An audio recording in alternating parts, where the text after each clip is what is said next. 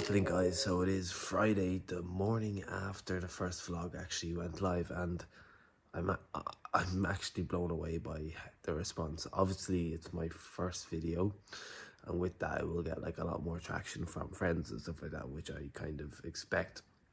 But honestly, I was thinking I'd get about 50 views, and I woke up this morning to 170 views, which honestly is, I really mean, that was a nice surprise. So thank you to everyone who has watched. I'm on over 50 subscribers too, which is, yeah, I didn't really think about the numbers or anything like that, but I definitely didn't have them in my head. It's just after 5:30 a.m. I'm finding myself getting up earlier and earlier as the diet goes on. Just, it's not even hunger, like I'm not hungry now, it's just like an irritability.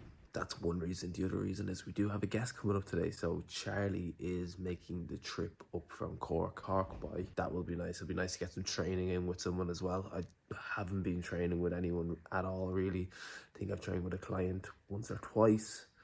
But other than that, it's been all on my own. It's not that I even think about it during it. It's when I have the opportunity to train with someone that I'm like, that's a nice change. Other than that, I did have some updates with Steve this week, 2 days ago, and Steve was like overly happy with where we are. I'm able to have a refeed once a week. The reason for that is mainly to slow down the rate of loss. The worry at this stage is that if we're losing at the rate that I was at, that we could be increasing the risk of muscle loss. He did hit a new low weigh in this morning at 73.9 kilos. I did not think I'd see that number whatsoever, but yeah, so we started off at 84.6, so that's like 10.7 kilos off. We'll take that. Right now what I'm gonna do is I'm going to go and get stuck into work, because I do want to have at least the bulk of that done for when Charlie gets here. And I also want to get my nighttime walk in so that Charlie doesn't have to do the 15,000 steps with me today. He'll do 10 with me. I actually have that refeed today, and I was allowed to take it whenever I wanted during the week, but just make sure that was the day before my heaviest training session, or the one that I'm struggling to maintain performance on the most, which is legs tomorrow. The session you will see within this vlog.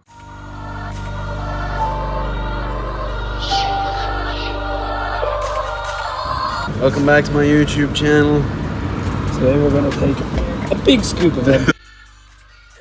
Okay, so our second leg session of the week, and for me that is a slightly more hamstring / posterior focus session. Just so much that we actually start off with a hamstring movement such as the RDL here. So I'm actually somewhat not happy with my technique here. You'll see that I initiate the movement by pushing my hips back, but a lot of the rest of the movement actually doesn't come from me pushing my hips back. My hips don't really push back much further. Nonetheless, it is still very productive hamstring training. I still get quite sore in the days to come, and you know, it does feel like a good within session stimulus. It's just when I look at it, I know it can be better. I am probably going to move back to a barbell as well at the end of this training block. I do miss the barbell lift, and it's just difficult, you know, with warm-up sets having to pull around 40, 45, 50 kilo dumbbells and then into 55 kilos for the actual working sets. Second up, we have a lying hamstring curl. So there was some recent research to show that the seated hamstring curl does lead to better gains in the hamstrings relative to the lying hamstring curl, and this is because it gets the hamstrings into a more lengthened position under load. But I've probably already exhausted the benefits of training in the lengthened position through the RDL or hip hinge pattern that I've already done. So I'll do my seated hamstring curl on the other leg session, and with this session I'll do a lying hamstring curl where I can essentially challenge the hamstrings in a slightly shorter position, and they've already got the benefits of the lengthened kind of range. And then we're onto the leg press. So at the moment it's the exercise that I hate. It takes me a lot to get geared up for it. I just left this clip in here because it just shows me headbutting air and essentially just placing myself in a position where I feel, you know, ready to train. It takes me a good bit. I did skip through a bit of it because no one really wants to see it, but you can see I'm getting quite good range here. It is helpful that the seat has that little bit of a kink or bend as you get towards the like lower back area. So something I am pretty strict on as a coach and in my own training is range of motion and having a set standard for yourself. So it's not like some universal standard, but it's maximizing your own available range of motion, which is really important. So for me, that's actually getting to the very bottom here, where the actual foot plate cannot get any lower. The biggest mistake I see most individuals make on something like a leg press is just loading it up too much. I'm not sure if it is to satisfy their own ego, or if it's like to look cool in front of other people and show off. But in reality, you know, I always come back to basics and what sort of a stimulus am I trying to provide my muscles, because my muscles do not know what is on the bar or on the leg press here, and all I'm really concerned about is maximizing my range of motion and bringing myself close to the point where I basically can't do it. So the aim this week was 10 reps, and 10 reps was all that was in my head with perfect form, but you can see that I did need like the very slightest of hands from Charlie, or it was going to come back down on top of me.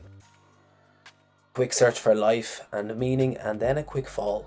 Then we were on to myo rep match work. So essentially what the aim here is, it's another metabolite technique. So whatever I get in my first set within the rep range, so say I have a 10 to 15 rep range and I get 12, I need to get that in all coming sets after that in as few possible clusters as I can. Between clusters we have about 4 to 5 deep breaths. It's about 15 to 20 seconds, and then you're straight back in and going to the RIR yet again. So let's say I do an initial activation set where I get 15 reps. I will then take a normal break. I might come back in then after that and get 10 reps. So now I've got 10 reps in total. I'll take 4 to 5 deep breaths. I might get 3 reps then, 4 to 5 deep breaths, 2 reps, and I'm up to the 15 that I needed. Oh, sick. I do have some additional bicep work to do then, and yes, it is additional. It's not just me deciding I want more bicep work, and it was my match work, and I do have the option of doing whatever bicep exercise I actually want to do. So for me, I do just ensure that I'm seated because I'd be so tired after the session. It's literally hard to stand.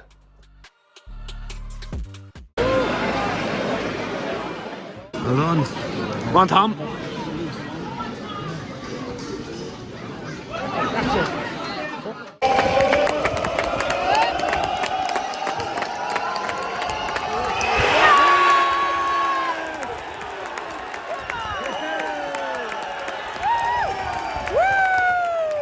Right, so our first educational video really of the series. So I'm going to try and do this each and every week. The questions will be picked by you guys. So with the Q&A that I do every Monday/Tuesday, there will be one of them questions picked. For the first week, we're going to go with my question.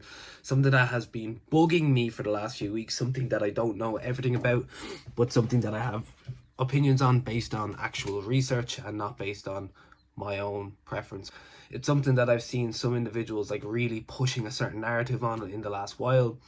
And that's literally just based on their kind of circle or what they are kind of surrounded by, and maybe their own experiences as well. And the question I'm going to provide my own insight on today is the question of, should we train to failure or should we train with reps in reserve?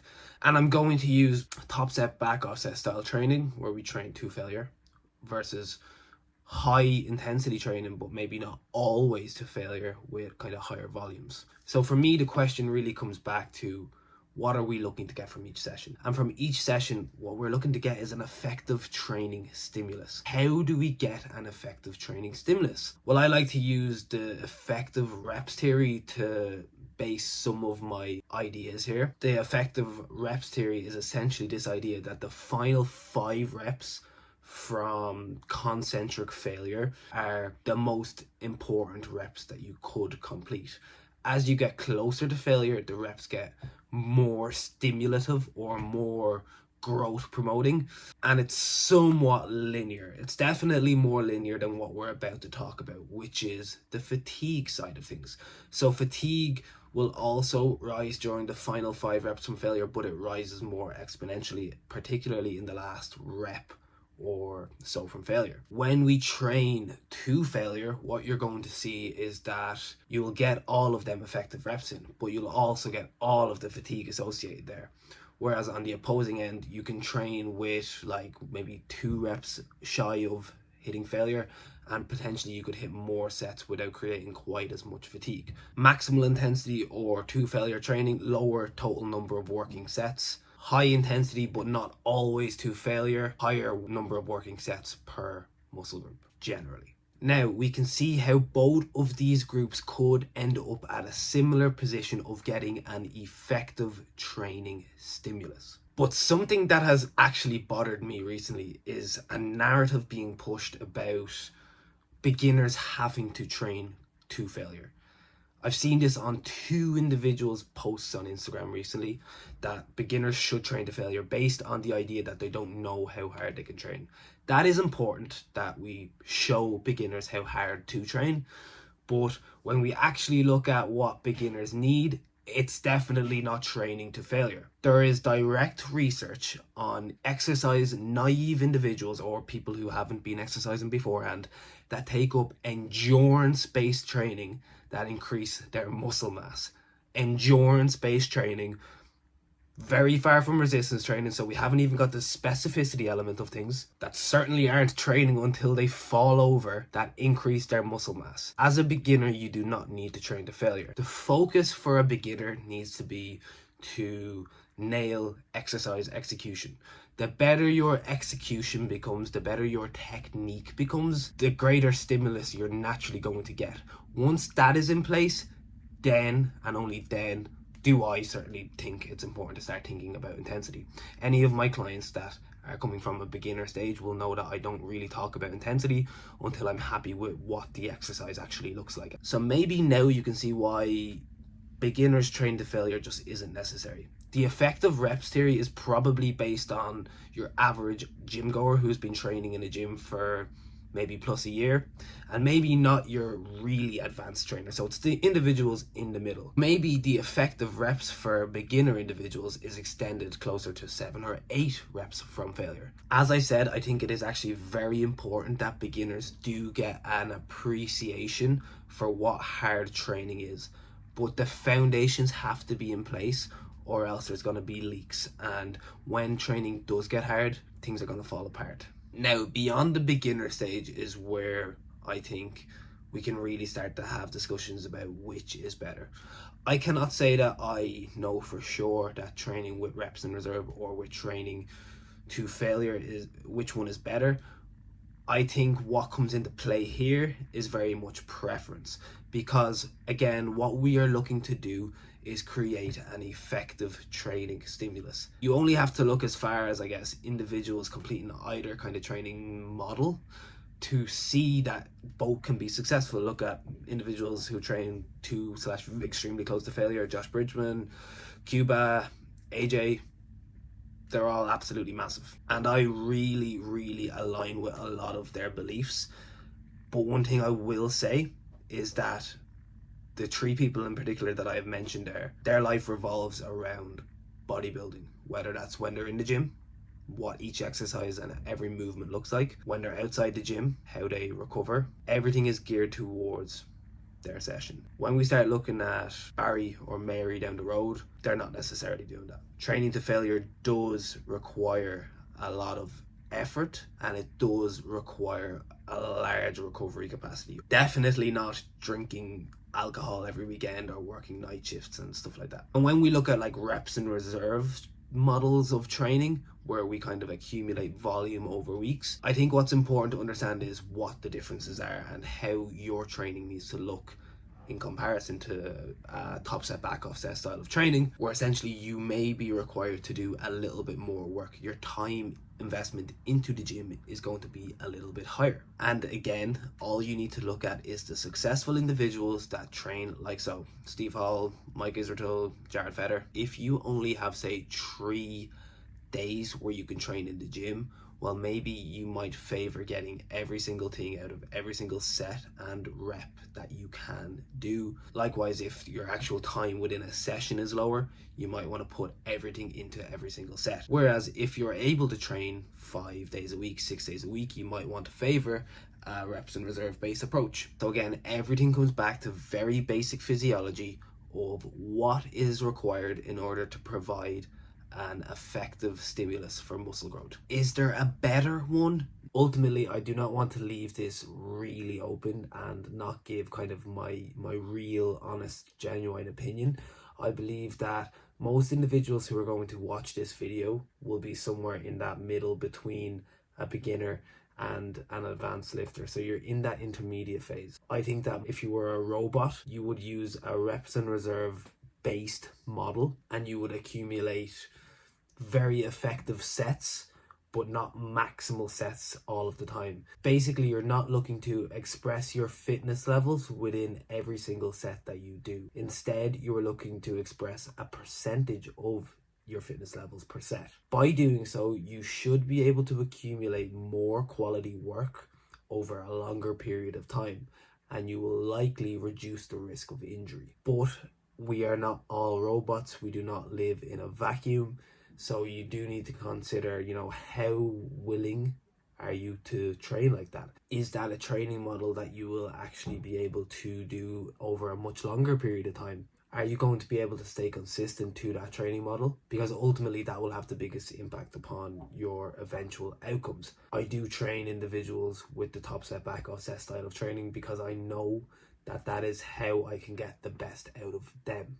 It may also be specific to the time of your life that you're now in. Maybe at specific times in your career you follow a more top set, back off set style of training. Maybe at other times of your career you may need to follow a more volume based approach. It's extremely important that you first of all enjoy your training, because that's going to allow you to stay consistent. But you should also, as well as just enjoying your training, consider your wants and needs, and they can change, and you should consider yourself adaptable, malleable and flexible in the light of new research that comes out, and also in the light of research that you gather from yourself. So yeah, I guess some people probably thought I was going to come on and talk about reps and reserve and why that's better. It is how I train now. It may not be how I train in the future. What is important is that I know how I am training, the route that I am using in order to get to the destination of more muscle growth everywhere. And yeah, I think people just need to be less set in their ways and really actually consider what is going on and what is happening, and not just sit in their circle. If you could take any message from this, it would be not to just sit in one camp, but rather consider why other individuals are doing other things and how on earth both are getting results. So I'm gonna wrap up this vlog here. I hope people enjoyed that conversation. It's something that I kind of am very passionate about, as you can probably see. And yeah, hopefully I've answered some questions there, and I'll be doing something like this each and every week. So again, guys, thank you very much for, I was going to say the success of last week, but I'm sure we'll move on and move forward and hopefully get even more subscribers, more likes, more comments, all that jazz, and just more views. So thank you very much, and chat to you soon.